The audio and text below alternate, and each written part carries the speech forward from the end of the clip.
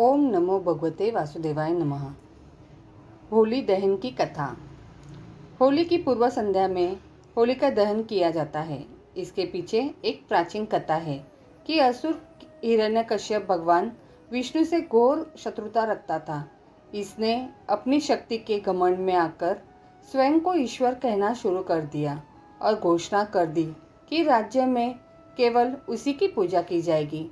उसने अपने राज्य में यज्ञ और आहुति बंद करवा दी और भगवान के भक्तों को सताना शुरू कर दिया। हिरण्यकश्यप का पुत्र प्रहलाद भगवान विष्णु का परम भक्त था।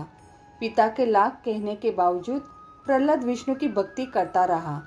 असुराधिपति हिरण्यकश्यप ने अपने पुत्र को मारने की भी कई बार कोशिश की, परंतु भगवान स्वयं उसकी रक्षा करते रहे और उसका बाल भी बाका नहीं हुआ। असुर राजा की बहन होलिका को भगवान शंकर से ऐसी चादर मिली थी जिसे ओढ़ने पर अग्नि उसे जला नहीं सकती। होलिका उस चादर को ओढ़कर प्रहलाद को गोद में लेकर चिता पर बैठ गई। देवयोग से वह चादर उड़कर प्रहलाद के ऊपर आग गई, जिससे ब्रह्मा प्रहलाद की जान बच गई और होलिका जल गई। होलिका दहन के दिन होली जलाकर होलिका नामक दुर्भावना का अंत और भगवान द्वारा भक्त की रक्षा का जश्न मनाया जाता है। होली का त्यौहार प्रेम और सद्भावना से जुड़ा त्यौहार है, जिसमें अध्यात्म का अनोखा रूप झलकता है। इस त्यौहार को रंग और गुलाल के साथ मानने की परंपरा है। इस त्यौहार के साथ कई पौराणिक कथाएं एवं मान्यताएं जुड़ी हुई है। होली का त्यौहार भारतवर्ष में अति प्राचीन काल से मनाया जाता रहा है। इतिहास की दृष्टि से देखें तो यह वैदिक काल से मनाया जाता आ रहा है। हिंदू मास के अनुसार होली के दिन से नए संवत की शुरुआत होती है। चैत्र कृष्ण प्रतिपदा के दिन धरती पर प्रथम मानव मनु का जन्म हुआ था। इसी दिन कामदेव का पूर्व जन्म हुआ था। इन सभी खुशियों को व्यक्त करने के लिए रंगोत्सव मनाया जाता है। इसके अलावा हुड़दंग और रंगोत्सव का यह भी कारण बताया जाता है कि नृसिंह रूप में भगवान इसी दिन प्रकट हुए थे और हिरण्यकश्यप नामक महासुर का वध कर भक्त प्रहलाद को दर्शन दिए थे। हिंदू धर्म से कई प्रमुख व्रत एवं त्यौहार हर्षोल्लास के साथ मनाए जाते हैं, जिनमें होली पर्व का विशेष महत्व है। होली पर्व की शुरुआत वास्तव में होलिका दहन से होती है। धार्मिक मान्यताओं के अनुसार होलिका दहन पर्व को बुराई पर हुई अच्छाई की जीत के रूप में धूमधाम से मनाया जाता है। भारत के विभिन्न हिस्सों में होलिका दहन को छोटी होली और होलिका दीपक के नाम से भी जाना जाता है। साथ ही इस पर्व के आध्यात्मिक और वैज्ञानिक कारण दोनों छिपे हुए हैं। हिंदू पंचांग के अनुसार प्रत्येक वर्ष फाल्गुन मास के शुक्ल पक्ष की पूर्णिमा तिथि पर प्रदोष काल में होलिका दहन का आयोजन किया जाता है। यह आयोजन गांव या मोहल्ले के किसी खुली जगह पर किया जाता है। खास लकड़ियों से तैयार की गई चिता पर गोबर से बने होलिका और भक्तवत्स प्रहलाद का स्थापित किया जाता है, जिसे गुलारी या बड़कुल्ला के नाम से जाना जाता है। इसके बाद होलिका दहन के शुभ मुहूर्त में होलिका के पास गोबर से बनी ढाल भी रखी जाती है और 4 मालाएं जो मूली, फूल, गुलाल, ढाल और गोबर से बनी खिलौने जैसी बनाई जाती है, उन्हें अलग से रख लिया जाता है। इनमें से एक माला पितरों के नाम समर्पित होती है, दूसरी माला हनुमान जी के लिए, तीसरी शीतला माता और चौथी माला घर परिवार के लिए रखी जाती है। होलिका दहन की पूजा विधि सुनिए। होलिका दहन की पूजा में रोली, माला, अक्षत, गंध, पुष्प, धूप, गुड़, कच्चे सूत का धागा, बतासे, नारियल एवं पंचफल इत्यादि पूजा की सामग्री के रूप में एक थाली में रखे जाते हैं।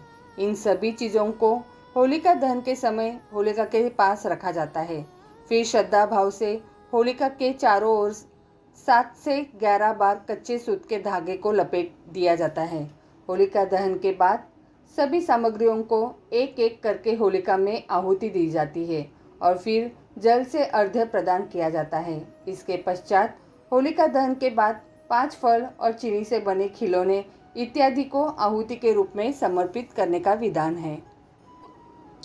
होलिका दहन के पीछे छिपा वैज्ञानिक कारण यह है कि इस पर्व के दौरान जलाई गई लकड़ियों से वातावरण में फैले हुए खतरनाक जीवाणु नष्ट हो जाते हैं और होलिका की परिक्रमा करने से शरीर पर जमे हुए कीटाणु भी अलाव की गर्मी से मर जाते हैं। वहीं देश के कुछ हिस्सों में होलिका दहन के बाद लोग अपने माथे और शरीर पर होलिका की राख लगाते हैं, जिसे मानसिक और शारीरिक स्वास्थ्य के लिए अच्छा माना जाता है। होलिका दहन की ऐसी एक दूसरी कथा सुनते हैं, शिव पार्वती और कामदेव की कथा। शिव और पार्वती से संबंधित एक कथा के अनुसार हिमालय पुत्री पार्वती चाहती थी कि उनका विवाह भगवान शिव से ही हो जाए, पर शिवजी अपनी तपस्या में लीन थे। कामदेव पार्वती की सहायता को आए। उन्होंने पुष्प बाण चलाया और भगवान शिव की तपस्या भंग हो गई। शिवजी को बड़ा क्रोध आया और उन्होंने अपनी तीसरी आँख खोल दी। उनके क्रोध की ज्वाला में कामदेव का शरीर भस्म हो गया। फिर शिवजी ने पार्वती को देखा। पार्वती की आराधना सफल हुई और शिवजी ने उन्हें अपनी पत्नी के रूप में स्वीकार कर लिया। इस कथा के आधार पर होली की आग में वासनात्मक आकर्षण को प्रतीकात्मक रूप से जलाकर सच्चे प्रेम की विजय का उत्सव मनाया जाता है। एक अन्य कथा के अनुसार कामदेव के भस्म हो जाने पर उनकी पत्नी रति ने विलाप किया और शंकर भगवान से कामदेव को जीवित करने की गुहार की। ईश्वर प्रसन्न हुए और उन्होंने कामदेव को पुनर्जीवित कर दिया। यह दिन होली का दिन होता है। आज भी रति के विलाप को लोक संगीत के रूप में गाया जाता है और चंदन की लकड़ी को अग्निदान किया जाता है ताकि कामदेव को भस्म होने में पीड़ा न हो। साथ ही बाद में कामदेव के जीवित होने की खुशी में रंगों का त्यौहार मनाया जाता है। होलिका दहन की तीसरी कथा सुनते हैं, राक्षसी ढूंढी की कथा। राजा पृथु के समय में ढूंढी नामक एक कुटिल राक्षसी थी। वह अबोध बालकों को खा जाती थी। अनेक प्रकार के जप तप से उसने बहुत से देवताओं को प्रसन्न करके उसने वरदान प्राप्त कर लिया था कि उसे कोई भी देवता, मानव, अस्त्र या शस्त्र नहीं मार सकेगा, ना ही उस पर सर्दी, गर्मी, वर्षा का कोई असर होगा। इस वरदान के बाद उसका अत्याचार बढ़ गया क्योंकि उसको मारना असंभव था। लेकिन शिव के एक शाप के कारण बच्चों की शरारतों से वह मुक्त नहीं थी। राजा पृथु ने ढूंढी के अत्याचारों से तंग आकर राजपुरोहित से उससे छुटकारा पाने का उपाय पूछा। पुरोहित ने कहा कि यदि फाल्गुन मास की पूर्णिमा के दिन, जब न अधिक सर्दी होगी और न गर्मी, सब बच्चे एक एक लकड़ी लेकर अपने घर से निकले, उसे एक जगह पर रखें और घास फूस रखकर जला दे। ऊंचे स्वर में तालियां बजाते हुए मंत्र पढ़े और अग्नि की प्रदक्षिणा करे। जोर जोर से हंसे, गाए, चिल्लाए और शोर करे तो राक्षसी मर जाएगी। पुरोहित की सलाह का पालन किया गया और जब ढूंढी इतने सारे बच्चों को देखकर अग्नि के समीप आई तो बच्चों ने एक समूह बनाकर नगाड़े बजाते हुए ढूंढी को घेरा। धूल और कीचड़ फेंकते हुए उसको शोरगुल करते हुए नगर के बाहर खदेड़ दिया। कहते हैं कि इसी परंपरा का पालन करते हुए आज भी होली पर बच्चे शोरगुल और गाना बजाना करते हैं। होलिका दहन की चौथी कथा सुनते हैं, कंस और पुतना की कथा। कंस ने मथुरा के राजा वसुदेव ने से उनका राज्य छीनकर अपने अधीन कर लिया। स्वयं शासक बनकर अत्याचार करने लगा। एक भविष्यवाणी द्वारा उसे पता चला कि वसुदेव और देवकी का 8वां पुत्र उसके विनाश का कारण होगा। यह जानकर कंस व्याकुल हो उठा और उसने वसुदेव तथा देवकी को कारागार में डाल दिया। कारागार में जन्म लेने वाली देवकी के 7 पुत्रों को कंस ने मौत के घाट उतार दिया। 8वें पुत्र के रूप में कृष्ण का जन्म हुआ और उनके प्रताप से कारागार के द्वार खुल गए। वसुदेव रातों रात कृष्ण को गोकुल में नंद और यशोदा के घर पर रखकर उनकी नवजात कन्या को अपने साथ लेते आए। कंस ने जब इस कन्या को मारना चाहा तो वह अदृश्य हो गई और आकाशवाणी हुई कि कंस को मारने वाले तो गोकुल में जन्म ले चुका है। कंस यह सुनकर डर गया और उसने उस दिन गोकुल में जन्म लेने वाले हर शिशु की हत्या कर देने की योजना बनाई।